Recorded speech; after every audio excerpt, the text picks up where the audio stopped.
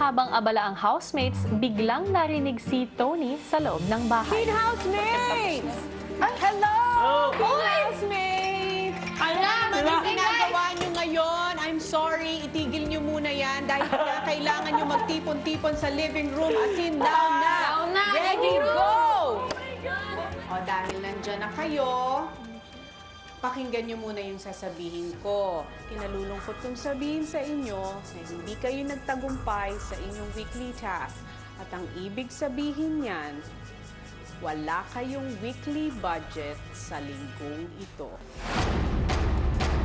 Pero, meron pa akong isang anunsyo sa inyo, housemates, na may kinalaman naman sa nominasyon. Wala pa ring formal na anunsyo sa lahat kung anong naging resulta ng botohan. Kaya naman sa puntong ito, teen housemates, nais kong paalam sa inyo na ang bilang ng nominado ay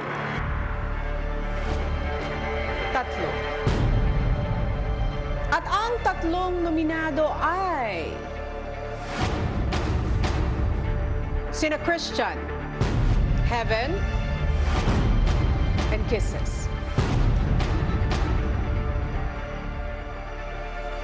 Pero ang hindi nyo alam, ay nung isang araw pa sinabi sa kanila ni Big Brother ang kanilang estado, nakabilang sila sa listahan ng mga nominado at may kinalaman ang inyong weekly task sa kanilang estado. O Christian, maaari mo bang sabihin sa iyong mga housemates ang naging kasunduan nyo ni Kuya? Pag nanalo kami na kahit isang beses po sa bawat sport po, is wala pong lalabas this week. Nabigo po kami, which is meron po talagang aalis na isang housemate. That's right. Dahil hindi kayo nagwagi sa weekly task, patuloy pa rin sila Christian, Heaven at Kisses sa pagiging nominado. At gusto kong ipaalam sa inyo na magaganap na ang inyong League Task Challenge sa susunod na linggo. Gusto ko muna ring sabihin sa inyo na sa pagkakataong ito na ang huli nating pagkikita.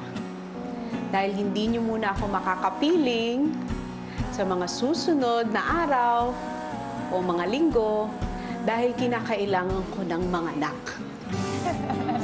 Kaya si Ate Bianca muna ang makakasama ninyo sa inyong mga susunod na usapan kasama si Kuya. Until we see each other again. Thank you! Bye-bye po!